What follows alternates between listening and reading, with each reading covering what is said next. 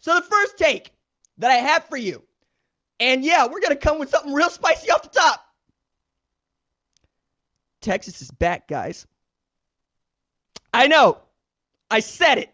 I know. You hear it literally every single year. I know. But I'm telling you guys, this is the year. All right, so let's I'm told to start with positives, but I really want to build to the positives with Texas, okay? So let's do this. Let's start with the absolute negative here. Worse is going to get.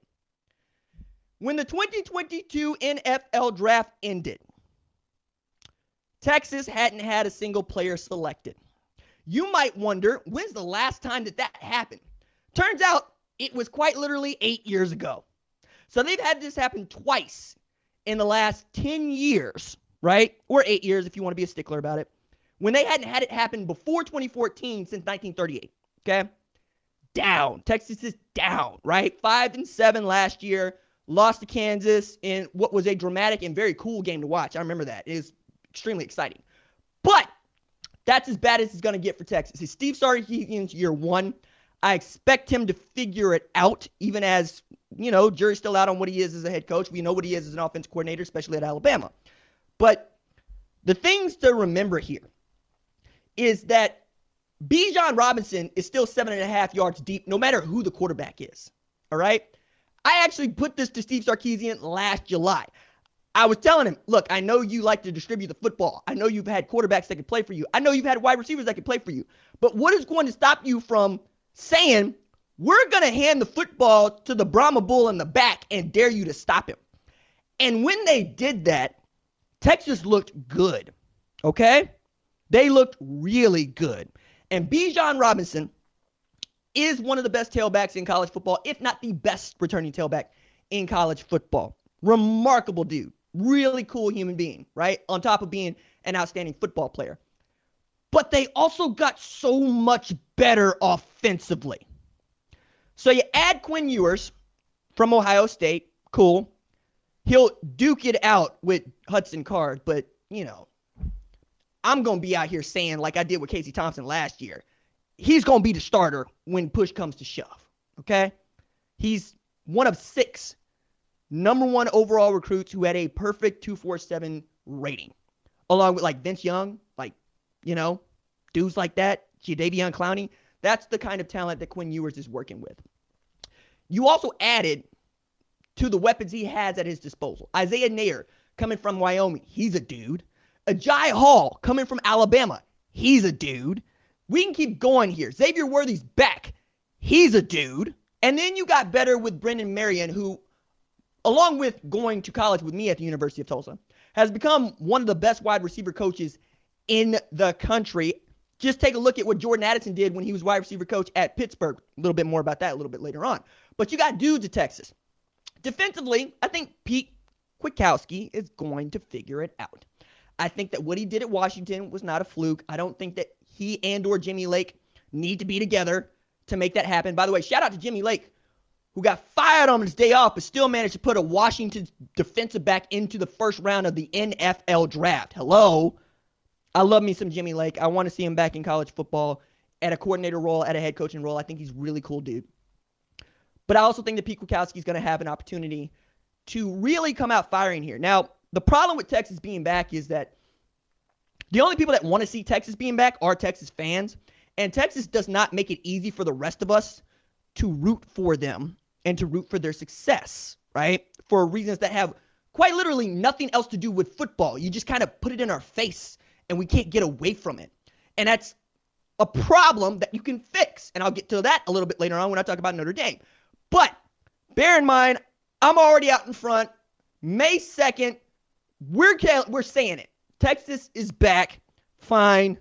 Meme me, malign me, yell at me. Just leave it in the comments or the Twitters or whatever. As long as it's not personal attacks, it's all fair game. Talk your trash. I'm up on Texas. All right. For that matter, I'm up on another Big 12 team, and we'll talk about them in a minute. But we got to talk about next, my second takeaway, which has to do with USC, Lincoln Riley, and Director John, I'm going to do the thing. NIL. Let's go!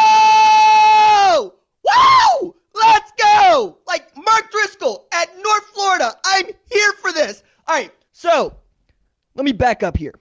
One of the reasons that I love writing about, talking about sports is what happens outside of the game itself. The gamesmanship is amazing, right? The salt is all over. Like all these flavors. We pick salt. We pick salty. Okay. So Lincoln Riley has been murdering the transfer portal. Okay? Doesn't matter that he gets Jackson Dart going to Ole Miss. He gets Caleb Williams coming out of it. Okay? He's adding more to this. We know Raleek Brown's a dude. We know Damani Jackson's a dude, right? We know Gary Bryant's a dude. And they got better. They added Mario Williams from Oklahoma. Okay? We know that Travis Dye can run the football. We know that Dennis Simmons, outside wide receiver coach, can develop those dudes. It's a question about, like, what the defense is going to be because they weren't very good last year. USC wasn't very good last year. We also wonder, is Corey Foreman going to come on? That's a former number 1 overall recruit. You need him to play well, especially with Drake Jackson being gone.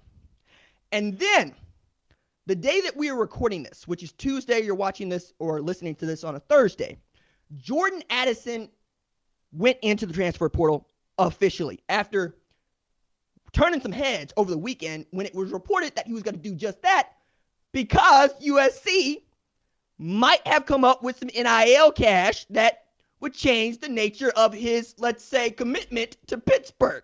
Now, I think there's a little bit more to this, but before I do that, let me underscore what kind of a player Jordan Addison is. This is an All-American and the reigning Biletnikoff Award winner.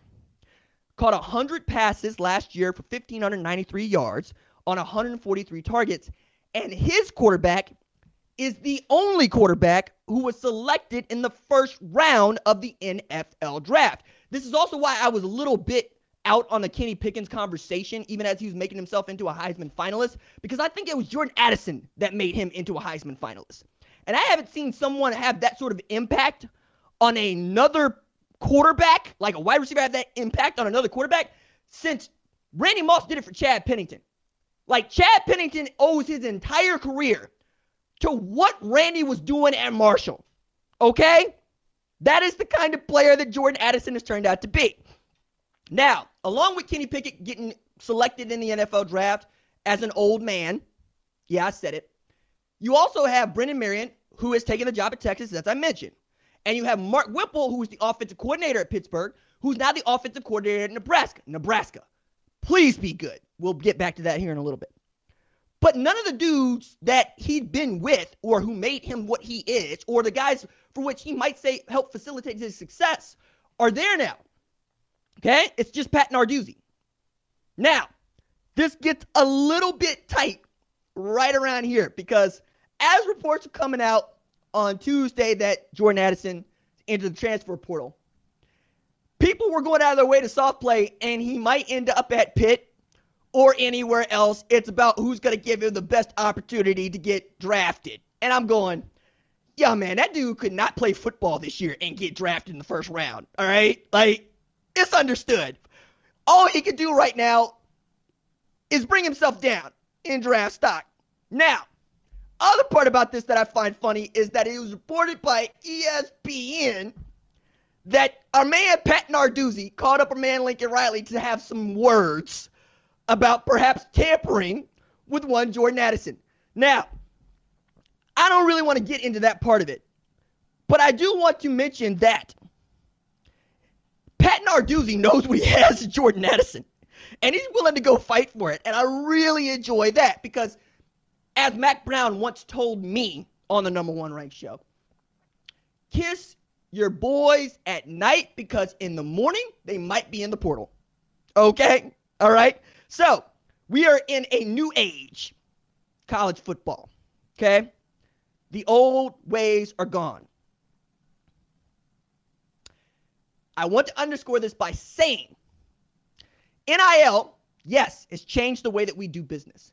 The transfer portal has changed the way that we do business, but that doesn't make it any different than any other job in the United States. It's why I really can't get live to go fight with anybody anymore about name, image, and likeness and kids making money or choosing to transfer. Like there was a Study that was commissioned by the NCAA where they put out the number saying 54% of players who enter the transfer portal don't come out. Fine. You ain't nobody's daddy. They made that decision on their own. They will suffer the consequences or learn from those consequences as they do just like any other human being. For me, it's a lot like, hey, I'm going to quit my job. Cool. Good luck to you. And then you don't find a job immediately. It happens. That's called being an adult. I don't understand why everybody became somebody's daddy right now, especially with the NIL bit where, quite honestly, I'm just saying out loud, pay those children. Pay them as they... Now I'm getting loud again because I said I wasn't going to get worked up. I'm getting worked up. But I have a hard time with limiting the earning potential of a 20 or 21-year-old, 19-year-old, 18-year-old, whatever, when somebody wants to go pay them. I play this board game called Envelopes of Cash. Got a Kickstarter. It's all kinds of fun, but it's about name, image, and likeness and boosters and building a roster out of recruits, some of which you pay above, some of which you pay below. It's a lot of fun, right? I say that to say it's always been in the sport, whether we want to admit it or not, whether it's couth to say it or not, it's been there. And if USC, with its enormous alumni riches, I mean, I think Elon Musk's kid goes to USC or something. Like, it's something stupid where, like, some of the richest people in the world send their kids to USC. Let them do that. And while they're doing that, tell them boys to put on their USC jerseys and go door to door around South Central. Because apparently South Central really loves that place. And they want to act like it doesn't exist. All right? So go out there, get Snoop, get J-Rock, get Block Boys, put on your USC, put on your Garnet and Gold, and go be about it, right? Because I think that Lincoln Riley wants to be about it. He's talked about this at length. He wants the challenge of coaching at USC. It'd have been easy for him to stay at Oklahoma. We'll talk about that. But if Jordan Addison ends up at USC, are the rich getting richer? Somehow, some way, sure. But they won one Pac-12 championship basically in the last 10 years, give or take. They fired the dude that won that Pac-12 championship. Some would say it came too late. It's just not an easy place to win. And if you do win, you are expected to win, which is the worst kind of winning as far as I'm concerned. Like, I really don't want to be expected to win. I really like chasing people. Like, I really like hunting. I don't like being hunted. And USC is forever going to be hunted because they do it to themselves. But they're doing it even more to themselves because, cool, if the best wide receiver in football wants to come play for you, bring him in. But while you're at it, can you go get some offensive linemen? I'm asking. Can you go get some? Let me backtrack because some of y'all don't know the facts. The facts of USC's life is this. 13 scholarship offensive linemen. 13. 8 were available for spring football. I don't care if it is Superman back there, which is Caleb Williams' nickname. You need offensive linemen to give him time to throw the football. And more to the point, you can tie a lot of Lincoln Riley's success, especially early success, at Oklahoma to Bill Bedenbaugh, the offensive line coach, who's still at Oklahoma. And what he was able to get out of those players. Like before Lincoln Riley and Bill Bedenbaugh became a tandem, Oklahoma's offensive line had a reputation for being kind of soft, right? For doing the air raid thing that my man Jeff Schwartz does not enjoy. Bill Bedenbaugh said they're going to eat more, and they're going to run downhill, and they're going to get more reps. And immediately, Oklahoma became the kind of program that not only tosses 300-yard passing games, but rushes for 300 yards in a game and is putting up gaudy numbers of 500 and 600 yards of offense because you can get it any kind of way you want it. If you want to limit them running the football, they'll toss it. If you want to limit them throwing the football, they'll run it. You don't have that right now at USC because you don't have the bodies to have it right now at USC. Now, I'm going to hedge and say Lincoln Riley's going to figure it out, and maybe he has the worst coaching season of his life in year one as a head coach at USC. Would not be anything out of the ordinary and would be kind of expected. People are willing to give that a pass. But it's not as if everybody that plays them is not going to want a piece of them because of this offseason. Because every year we have something that's talking about USC and what they're doing. A couple years back, it was Brew McCoy, Texas to USC. You know, Drake London, who's first-round draft pick, compared to Mike Evans on this show by Clay Helton. Dude got fired. I'm saying that the juice doesn't always feel like it's worth the squeeze at SC. And I'm going to push that a little bit farther on as I get into my next tape here. But I need to just say they can be fun. They should be fun. But more to the point, you're going to watch them because you feel some kind of way about Lincoln Riley and USC. You don't feel down the middle. You're not a neutral here. You either are for it or you're against it. And that makes good television, which gets back to my point of, hey, some of the stuff that goes on outside of football, really entertaining stuff. Thanks for watching this video. And remember, hit that subscribe button so you don't miss any other videos on the #1 ranked show YouTube channel.